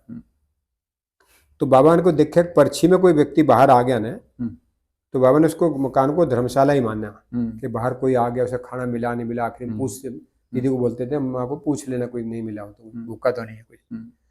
तो एक तो बाबा ने धर्मशाला को धर्मशाला ही मान के चले। और हालांकि वो धर्मशाला तो माता जी को दे दी थी उन्होंने, वो तो एक अलग प्रकरण है। दूसरी बात ये थी कि बाबा में मतलब एक और अद्भुत घटना थी। कई बार बाबा की मेरी बहस भी हुई ना बीच बीच में, शुरुआती दौर में। उस बहस में कभी अम्बा दीदी ने नहीं टोका, किसी परिवार के सदस्य ने मुझे नहीं टोका, कुछ जैसा पहले थे वैसे ही रहे। माता जी ने कभी नहीं टोका, उनके चेहरे में कोई सिकुड़न नहीं थी इस तरह की लेकिन हमारे बीच में कुछ बात हुई हो। बाबा कभी नाराज नहीं हुए। तो वो तब उसका असर बाबा मुझे नहीं दिखा। तो एक तो बाबा के अंदर उदारता थी, और बाबा जब मुझे माता जी को बता देते, धीरे पता लग जाता मुझे कि कुछ जेब में इसकी पता देख लेना कुछ है कि नहीं है। कुछ खाने पीने का जाते समय खाने पीने का देना, रास्ते के लिए देना, और कुछ जेब खर्च भी। हालांकि मैं खर्च तो लिया नहीं, कभी जरूरत नहीं पड़ी, मैं अपना लेके जाता था। कुछ देके हम भी कोशिश करते थे जिसके यहाँ खावे कम से कम, वो भी हमारी शैली नहीं थी। उनका कंसर्न, और कुछ लोगों को देते भी होंगे फिर। और जब कभी वो एक आए थे लोग वहाँ, ये जो सर्वोदय के लोग थे, ये इन लोगों ने शिविर किया था एक वो ये है ना जो कुमार प्रशांत का शिविर था वहाँ। अच्छा। युवाओं का सर्वोदय का, संदीप पांडे भी उसमें शिविर होता है, वहीं लगा था उसी में ही। कुमार प्रशांत, कुमार संभव नहीं, कुमार प्रशांत सर्वोदय वाले संदीप, अच्छा बड़ा आदमी, बड़े सर्वोदय नेता है, बड़ा जीपीएफ का वो रहा चेयरमैन। तो वो शिविर थे, तो वो शिविर में सत्य जी को एक शिविर करा दिया, लेक्चर करा दिया संदीप पांडे ने उनके अपने शिविर में। तो ज्यादातर शिविरार्थी सत्य जी को सुनने लगे कि कोशिश करें, और प्रशांत जी बचे। तो वो सब पॉलिटिक्स में देखी, शिविरार्थी चाह रहे ये थोड़ा बच रहे, पर यही लोग जब बाबा के पास अपने शिविर के लिए गए सहयोग के लिए, तो बाबा ने आश्चर्यजनक, उस समय में ये बात होंगी कोई 91-92 की बात, तो या सत्य जी के शिविर की बाद के शिविर के उसी समय की बात है ये। तो बाबा ने 3000 रुपये उस समय दिए उनको। अच्छा, निकाल के। 92 में? हाँ, 92 शिविर के लिए। तो बाबा उदार भी थे, मतलब एक तो उदारता देखी। और बाबा मतलब कभी मैंने किसी के बारे में मतलब वो बुराई कुछ हानि की कभी मेरे सामने किसी को लेकर ना कोई कल्पना मैंने नहीं सुनी बाबा के मुंह से किसी की हानि को। और जिनसे बात में मेल नहीं खाता था ना, जिनसे बात में मतलब विचार में तालमेल नहीं हो रहा ना, उसकी भी कभी आलोचना नहीं की। तो बाबा के साथ एक तो खुशनुमा माहौल रखना, अच्छा, हंसी खुशी का ठाके लगाना, है ना, हंसना और खूब कहानी सुनाना, ये सब भी चलता था। ये तो थोड़ा इस रूप में मुझे भिन्न लगता है कि बाद के दिनों में कई बार मतलब ऐसा लगता है कि कुछ लोगों का जो वो है मतलब, और कुछ बार मैंने भी देखा कि अगर आप कुछ भी ऐसी बात कह रहे हैं जो बाबा जी को बहुत ठीक नहीं लगती, तो सामान्य रूप से उनका डांटने वाला अप्रोच दिखता था। हाँ, मैं तो इतना ही कह रहा हूँ कि मेरा भी जो इम्प्रेशन है उनका, हाँ, वो 90s और 2000 का जो पहला हाफ है 2004-5 तक का, वो बाबा डांट नहीं लगाते थे। मेरे को नहीं यार डांट लगाते होंगे किसी को। डांट लगाने वाला तो बाद का क्रम है ये, आखिरी उसमें। डांट तो तब लगी जब उनसे उम्मीद थी हाँ। और वो लग रहा उम्मीद पूरी नहीं कर पा रहे, तब वो डांट का शुरू हुआ। मेरे अच्छा, उसके हाँ। पहले खुशनुमा और ठहाके लगाने का। हाँ। कभी नाराजगी नाम की चीज ही नहीं बाबा थी, चीज मतलब खुशहाल व्यक्ति होते थे, अच्छा, व्यक्तित्व ही खुशहाल था वो। खुशहाल था, खुशहाली बाबा के हाँ। रहने रौनक रहती। हाँ। जब बाबा जहाँ भी रहते ना, वो रौनक रहती। अच्छा, मखौल बहुत करे थे, हाँ। कहानी बहुत सुनाते थे। हाँ। सिर की खुज्जी भी करे कभी, वो तो कुछ कहानी सुनाते रहते बाबा। मतलब आपने तो गोविंदपुर और दिल्ली कम से कम हाँ। 2 जगहों पर तो बहुत देखा नहीं होगा नहीं, यहाँ बाबा तो को। लंबे रहे ना, महीने से ज्यादा भी रहे बाबा। हाँ, लंबा समय। बहुत समय गोविंदपुर में बाबा ने दिया। हाँ, इस वक्त उस वक्त तो महीना महीना आके रहते थे। पाठ्यक्रम बनाने में काफी समय बाबा ने ना, एक चीजों पर बाबा हर चीज पे ध्यान देते थे, मतलब ये नहीं टाल देते। वो किसी में छोड़ डालते नहीं थे चीजें, हर चीज को अपनी जिम्मेदारी आंखों से गुजारते थे। पाठ्यक्रम मतलब गोविंदपुर पाठ्यक्रम कह रहे हैं? जब मतलब गोविंदपुर में नहीं पाठ्यक्रम गोविंदपुर नहीं, गोविंदपुर स्कूल के लिए जो पाठ्यक्रम बना, हाँ। वो बाबा का सत्य जी ने मिल करके वो ये देखिए आई ना इन्फॉर्मेशन का। वो पहले तो बना था 5वीं तक बना, हाँ। फिर 8वीं तक बना, फिर 10वीं तक बना, 12वीं का बना, ग्रेजुएशन तक का बना था। हाँ। और सत्य जी ने उसकी रूपरेखा पीजी तक की, पोस्ट ग्रेजुएशन तक की बनाई थी। वो सारी यहाँ फाइल थी। वो फाइल कोई कौन अपने विद्या का किसी व्यक्ति ने ली यहाँ से, वो मेरे ध्यान नहीं आ रहा। ऑनलाइन अभी उसके कुछ डॉक्यूमेंट्स हाँ मिलते है, हैं। हमारे पास कुछ तो है उसका। तो ये जो शुरू हुआ ना ऐसे अम्मा, ये जो सारा भी हाँ। जो वहाँ चल रहा है, हालांकि मुझे आश्चर्य लगा यहाँ का रेफरेंस भी नहीं कोई देता उसका। नहीं नहीं नहीं, तो अभिभावक विद्यालय वाले पूरा देते हैं। अभिभावक के देते होंगे। और जो पाठ्यक्रम बन रहा ना, ये जितनी कविता बनी जाती, शुरुआत तो सारी कविता ना हाँ, यहाँ से हुई थी। ये यहीं से बन गई थी। अच्छा, इसमें ज्यादा योगदान सत्य जी का, शिव का शिव का ज्यादा रहा, सत्य जी का। हाँ। और फिर थोड़ा बहुत योगदान देशपाल भी, अरिया अशोक हाँ। भी, और फिर थोड़ा बहुत प्रदीप पूरक भी मिलकर कुछ करते रहे। हाँ। तो जो अक्षर परिचय कराया ना, वो तो बच्चों का यहीं से कराया। शिक्षा में छोटी मोटी कई घटनाएं घटी हैं जो बहुत दिलचस्प है, कभी अलग उसकी बात करेंगे। यहीं के स्थानीय शिक्षकों ने में क्या परिवर्तन आया, और इन बात को सुन के, थोड़ी विद्या की बात सुन के इस पाठ्यक्रम से, और बच्चों में क्या परिवर्तन आया, वो एक वर्णन अलग है। इनफैक्ट जीवन विद्या परिचय बुक में थोड़ा सा जिक्र है इस बात का गोविंदपुर विद्यालय का कि यहाँ विद्यार्थियों में परिवर्तन का गार्जियंस पर क्या प्रभाव, गार्जियन में प्रभाव पड़ा, बच्चों पे प्रभाव पड़ा। ये बताइए, क्योंकि इस पे पॉइंट कर हाँ, इसी से कर रहा हूँ, मैं देख लिया था बीच में। तो अब बाबा जी को आपने एक तो ज्ञानी व्यक्ति के रूप में, है ना, एक पहुंचे हुए व्यक्ति के रूप में देखा है, और उसके बारे में आपके, तो उसमें कुछ और ऐड करना चाहेंगे उनके ज्ञान को लेके, उनके समझ को, उनके जीने को लेके आपको? कि बाबा जो अनुभव शिविर कराया था, बाबा ने जो शुरू किया था, वो गहराई में नहीं गया, और बाबा अपेक्षा रखते थे लोग सत्यापित करें वो कहाँ पहुंच गए। तो हम में से कोई भी जिन्होंने सत्यापित किया, उनको बाबा पे बहुत तरफ, बाबा ने किसी को मना नहीं किया तुम झूठ बोल रहे हो, ये भी कोई अद्भुत था बाबा। हाँ। जिसने बाबा को बोला, सत्यापित किया, उसने नाम लिखवाया डायरी में, पर कभी उसने वो बाबा की, मेरा अपना आकलन है, बाबा उनके सत्यापन से तृप्त नहीं थे हुए होंगे। लेकिन कभी ये नहीं बताया कि तुम गलत बताया तुमने। ये ग्रेट था, देखिए मुझे शुरू में लगा यार ये तो गोड़ मोड़ कर रहे, बाबा को बताना चाहिए, पर शायद बाबा का शैली थी किसी को नगर कम साबित करें। और पब्लिकली तो बिल्कुल नहीं करते, पब्लिकली तो नहीं करते थे, वो सुन लिया, अपने में कुछ मूल्यांकन किया। ठीक है। तो जब इसमें संदर्भ आ ही गया, तो जो हमारे देश में जितने बहुत सारे दर्शन पहले हुए हैं, आपने भी पहले बहुत सारा अध्ययन किया है ना, और मध्यस्थ दर्शन का भी आपने अध्ययन किया, तो इनकी तुलना में आपस में इनके संबंध को, अंतर संबंध को तुलनात्मक विधि से कैसे देखते हैं आप? मेरा मानना है कि बाबा जी का पहले से भी, विद्या से पहले भी काफी गहरा पकड़ थी परंपरा पे जी, और उन्होंने काफी पढ़ा होगा या बुजुर्गों से सुना होगा, क्योंकि जब बात होती थी, कोई बात होती थी, बाबा के पास बहुत सारी जानकारी थी। उनके पास जब भी कोई बात बोलते थे, बहुत सारे रेफरेंस बाबा बोलते थे। जैसा कभी मैंने सांख के बारे में पूछा बाबा से, तो मैंने कहा बेटा वो आज कहीं तक बड़ा, कहीं ऊंचाई तक गया है व्यक्ति, आखिर में तो लोग लिहाज की वजह से नहीं बोल पाया कुछ, वो कि गलत अर्थ ना चला जा, या वो कहीं अटक गया, ये तो नहीं मैं कह सकता, लेकिन जो मैं कह रहा हूँ मतलब वो भी लगभग यही बात कह रहा था, ज्यादा अंतर नहीं था। तो कपिल को इस तरह ऐसे बहुत परंपरा में बहुत चीजों को बाबा ने स्वीकारा है, और बाबा का ने सबको इनको पढ़ा है या किसी के साथ समझा है। इनके जानकार थे, बाबा इनके जानकार थे, मेरा मानना परंपरा में इनके जानकार थे जी। और मुझे लगता है कि बाबा ने जो बात की है वो थोड़ी बड़ी बात की है। अभी तक जो परंपरा में हुआ है उसका सार बाबा की मुझे बातों में लगता है। मानव जाति ने बाबा जो परंपरा में काम किया वो बाबा में है और उससे थोड़ी अलग भी है, कुछ उससे मौलिक बात भी है।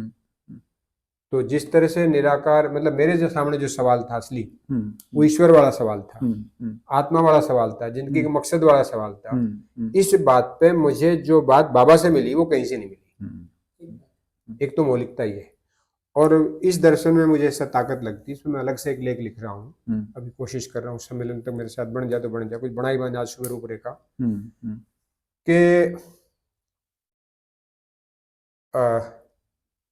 ये दुनिया के जो झंझट है, विवाद हैं, यदि हम लोग थोड़ा मैत्री से करें, आपस में तालमेल बनाएं, एक दूसरे को स्पेस दें, तो इस जीवन विद्या की टीम में इतनी ताकत सामर्थ्य आ गई या सामर्थ्य जुटा लेंगे 1-2 साल में कि दुनिया के सामने खड़े होकर दुनिया के बड़े मुद्दों को एड्रेस कर सकते हैं। तो जैसे अभी आप बोले कि बाबा जी की भाषा और शैली में कुछ बदलाव हुआ, इनको आप कैसे देखते हो? क्या आपको लगता है क्यों कर रहे थे वो कर रहे थे, तो क्या कारण लगता है? ये तो बाबा ही बता पाएंगे, मैं नहीं बता। आपका अनुमान क्या था? आपने देखा ना, अभी बोले ही आप। जैसे अनुमान मुझे लग रहा है बाबा को लगा कि शायद ये भटक ना जाए और अपने जागृत साबित ना कर लें, वो यहीं पहुंच के मतलब क्या अनुमान होगा कहने से। अच्छा, इसको मैं दूसरे तरीके से कहता हूँ, वस्तु में बदलाव लगता है आपको? मौलिक वस्तु में? वस्तु में बदलाव नहीं लगता। आपने तो काफी लंबे, सबसे ज्यादा पुराने जो वस्तु में कोई बदलाव नहीं लगता। ठीक है। और शैली में बदलाव लगता है? शैली में बदलाव है। ठीक है। तो पर उसके कारण आप बोलते हो कि वो बाबा ही। ठीक है, बढ़िया। ठीक है। दूसरा, वाङ्मय के लेखन, प्रचार प्रसार या उसमें आपका कोई कंट्रीब्यूशन रहा हो, उसके बारे में आपका कोई? मेरा हमने मेहनत करी काफ़ी, मैं तो बहुत मतलब काफ़ी अपने को पढ़ाई किया शुरू में। हाँ। मुझे ऐसा लगता है हम लोग का एक महत्वपूर्ण काम मुझे नज़र आ रहा जी। हम लापरवाही कर रहे, टाल रहे, गंभीर नहीं है, मतलब अपने काम में लग रहे जो सूझ गया में। हम शुभ के रूप में मिलके सार्थक कुछ करें उस तरह हम नहीं सोच रहे। सबको जैसा जैसा सूझ रहा अपनी ताकत लगा दी। इस समय ताकत इस बात की थी, ये जो पूंजी है, जो बाबा के साथ रहे हैं, जो लोग बाबा के नजदीक रहे हैं, बाबा जो कहना चाह रहे थे, इस पर हम बैठ के अपनी सहमति बनाएं और सार रूप में इस दर्शन में जो जो बात कही गई उनको एक तरह से हम सारे को एक रीऑर्गेनाइज करें और पूरे इनका एक नया एडिशन सबका अपना नहीं जोड़ने को कह रहा मैं। इस बाबा के वाङ्मय का ही जो भी बाबा ने अलग अलग, जैसा मानव दर्शन में थोड़ा थोड़ा परिवर्तन आ रहा अलग अलग एडिशन में, कई किताबों में अलग अलग एडिशन में जो परिवर्तन आ रहा, इस परिवर्तन पे चूंकि आप हम सहमति नहीं बना सकते तो बाकी नई पीढ़ी पे नहीं बढ़ेगा, जो जुड़े नहीं बाबा के, जो जानते हैं, नजदीक रहे, तो दीदी अम्बा भी है साथ, सब लोग हैं हम। तो आज असली इमरजेंसी मेरी दृष्टि है, और काम सब कम करे जहाँ बंद किए, जहाँ बैठ करके बाबा के वाङ्मय को एक बार व्यवस्थित करा जाए। और यदि एक एक बस इसके बाद, चूंकि एडिटिंग मानव जाति ने की है, हाँ, किसी का वांग में आया तो उसके बाद जाता तो बाद में लिखेंगे बल्कि। और ये बात तो मैं इसमें जोड़ूंगा कि कोई नया एडिशन आने से पुराना वाला मिटता नहीं, हाँ, वो तो रहेगा ही रहेगा। हाँ, पर हमारे को क्या लगता है इसमें क्या हो सकता है, इस बात को क्या अब हमको एक वो काम करना आवश्यकता लगती है। मुझे एक जानकारी चाहिए थी आपसे, क्योंकि आप इस एरिया में इतने एक्टिव रहे हैं, कि किसी समय मानव व्यवहार दर्शन के एक संस्करण को यशपाल सती जी ने पढ़ने का काम किया था और उसमें कुछ करेक्शन की शायद कुछ चर्चा या बात हुई थी, तो मामला क्या था वो थोड़ा मैं बाबा जी ने जो वाङ्मय उस समय लिखा था, जो छपा नहीं था, पांडुलिपियां थी, उन सबको पढ़ के उसमें काफी करेक्शन किए थे, सभी में किए थे सत्य जी ने। बाबा जी ने छपवाने की, भाई बेटा इसको देख लो एक बार, और कुछ कहीं कुछ हो तो बता दो। वो बाबा जी ने, सत्य जी ने किए, वो पढ़े रहे दर्शन। मैं नहीं चाहता था छपे भी है, मैं और सत्य जी तो डायरेक्ट इस तरह बोलते नहीं थे। जब मुझे सत्य जी के साथ रहकर मैं सवाल, वो मैंने पढ़े वो चीज़ें, वो सवाल भी मैंने देखे हैं, तो जो कि तो वो दी थी तो सत्य जी ने कहा बाबा इनको देख के प्रूफ रीडिंग करके, करेक्शन करके, इनकी गलतियों ठीक करके इनको प्रिंट कराना।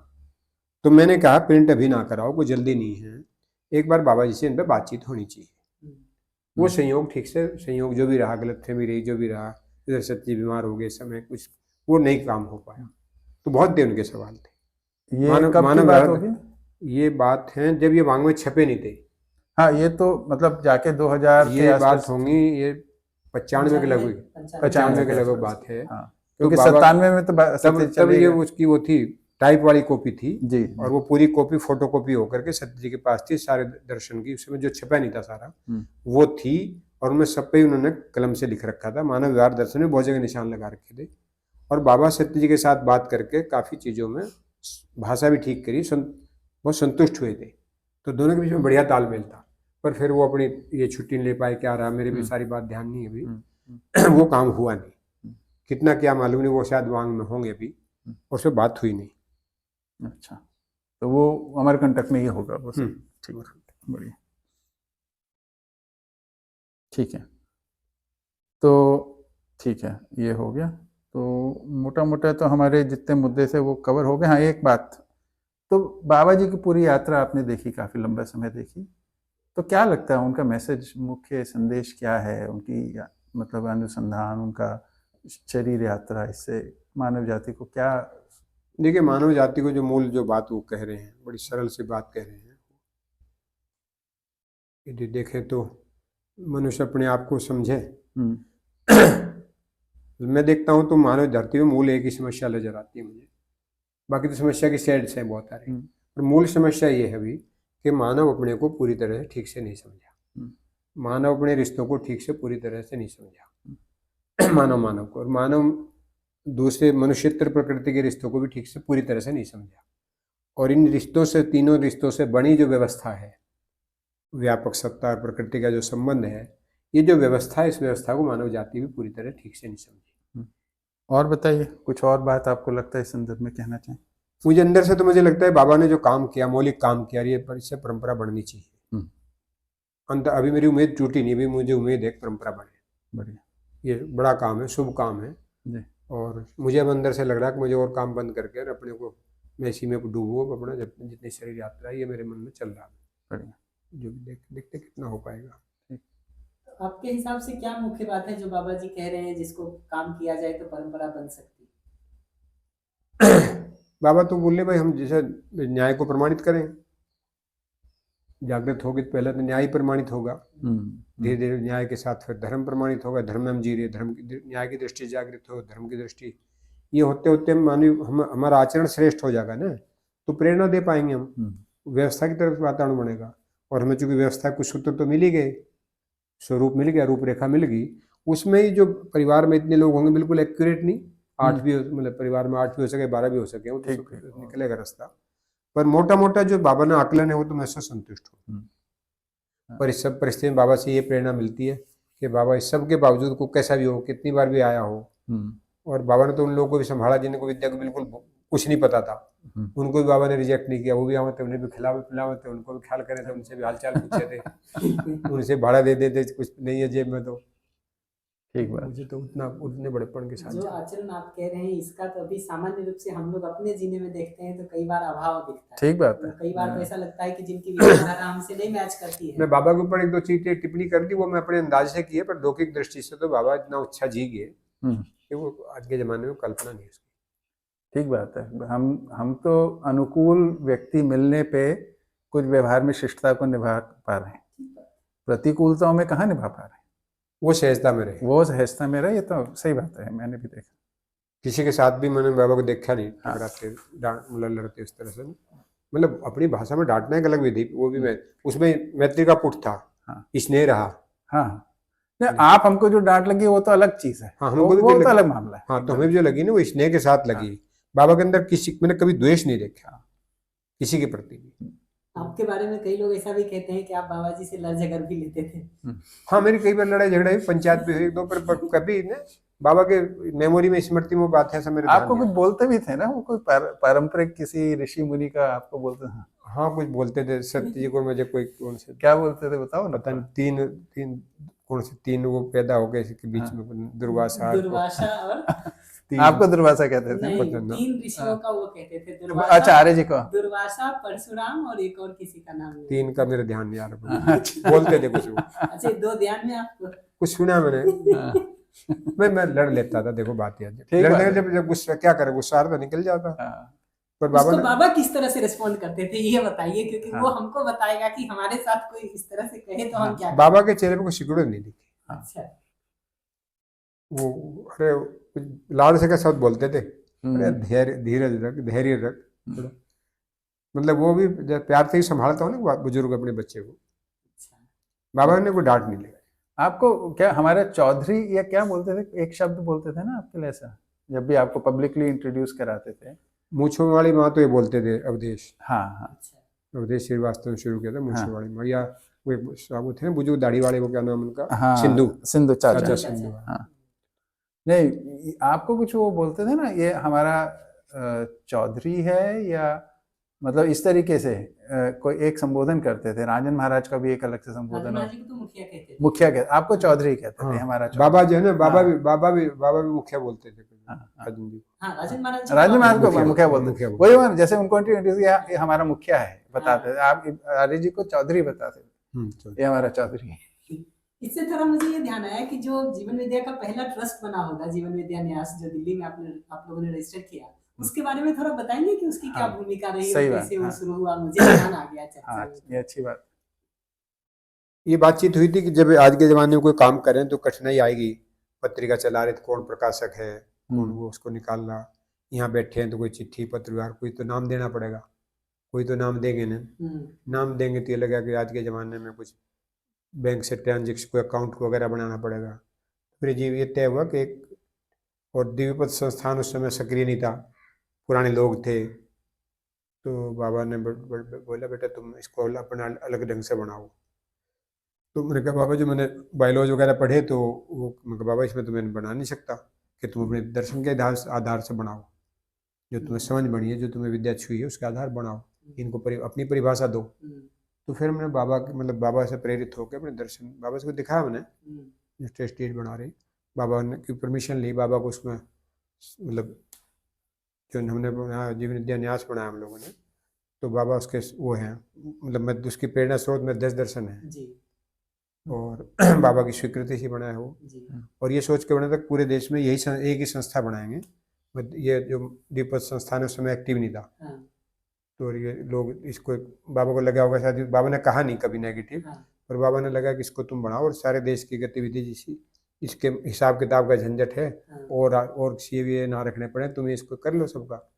पर फिर हमें लगा व्यवहारिक नहीं होगा, वो उनको हम कैसे सर्टिफिकेट देंगे, खर्चा हुआ चेक करेंगे, कौन करेगा। तो फिर हमें 5-7 साल के बाद ही लगा इसको सब अपना बना लेंगे, लीगल जरूरत पड़ेगी कोई भी जो इसे बनाना हो बना ले, सबके स्थानीय रहे। सबके इस आधार पे तय हुआ एक कि सभी ट्रस्ट स्थानीय ढंग से बने। ट्रस्ट बनाए, सोसाइटी बनाए, ना हाँ, बनाए, वो उनका निर्णय है, उनका खर्चा वो निकालना वो अपना अपने ढंग से करें। फिर ये 5 साल सम्मेलन चलाने के लिए भी चाहिए था कुछ, हाँ, कि सम्मेलन, राष्ट्रीय सम्मेलन देंगे तो कोई नाम तो हमारा।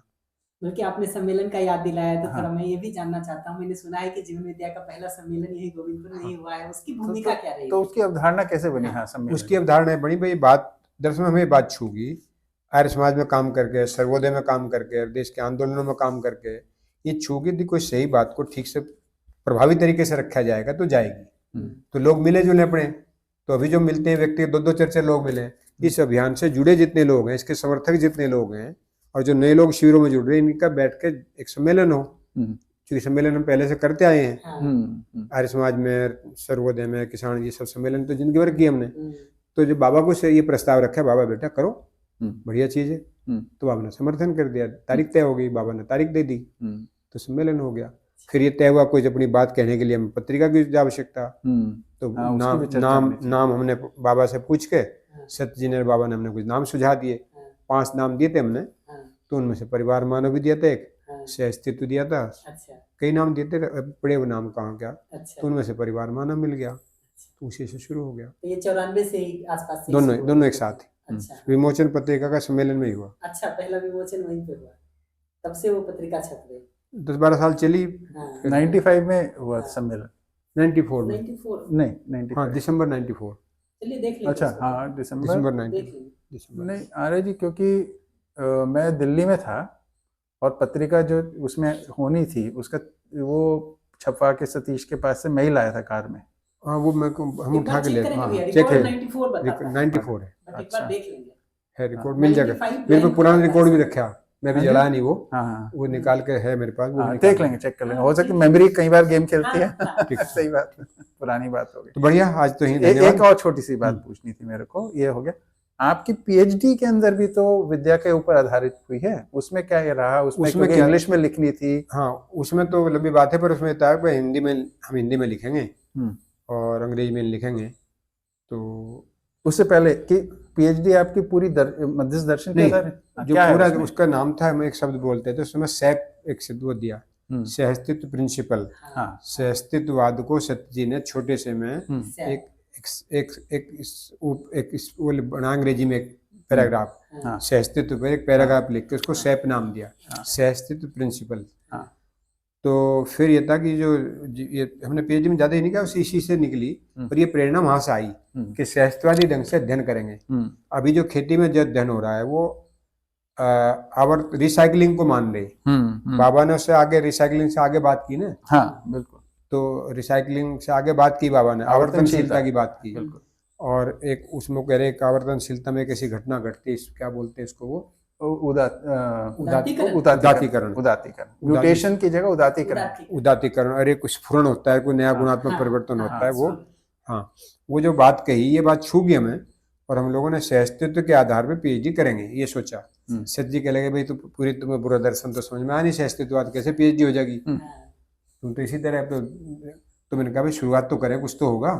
तुमने सहअस्तित्व को ही ध्यान में रख के इसका बेस हमने पीएचडी का सहअस्तित्ववाद मध्य दर्शन ही रखा था। उसके आधार से काफी परिभाषाएं दी हैं चैप्टर दिया है सहअस्तित्व के आधार पर व्यवस्था दिखाई इसमें। कौन से सन में ये थीसिस आपने सबमिट किया है? थीसिस तो हमने शुरू तो कर दी थी बहुत पहले ही बाबा के साथ में जो विद्या से जुड़ते गए लेकिन ये सबमिट तो मैं तो छोड़ के आ गया था 93 में।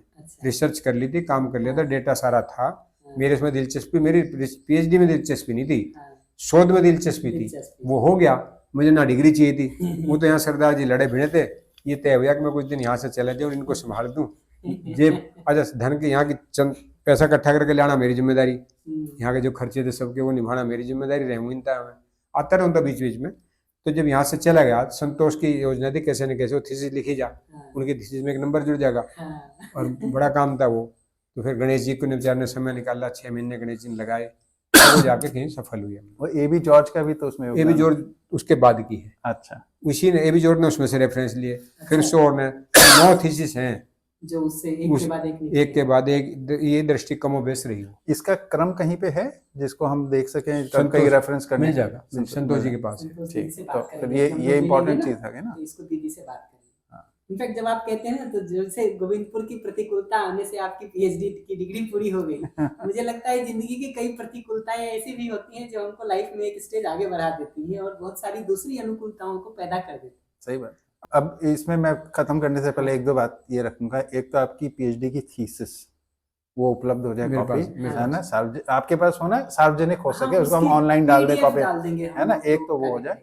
दूसरी आपकी जो लाल किताब आप बोले उसकी भी कॉपी ऑनलाइन होनी चाहिए। वो तो शायद हो कर दी उसकी एक कॉपी ऑनलाइन हमको दिखती है बट वो पूरी है कि नहीं वो आपसे बात करके पता चलेगा। एक 100 पेज का डॉक्यूमेंट है जो अभी ऑनलाइन जो एमडी की वेबसाइट पर पड़ा हुआ है उस पे है बट वो चेक करना पड़ेगा कि इज दैट कंप्लीट और इज दैट हाफ। वो मेरे पे है नहीं लाल किताब ढूंढूंगा कि मेरे पास ये कोई ले गया शायद एक बार उसको ढूंढिए जी देखते हैं है ना। ठीक है बढ़िया जी बहुत बहुत धन्यवाद। जी जी आपने बहुत सारे मुद्दे हैं आपके साथ विद्यालय आप बोले भी है ना कि अभी बात नहीं करेंगे अभी नहीं करेंगे उसको आगे करेंगे फिर से बात करेंगे।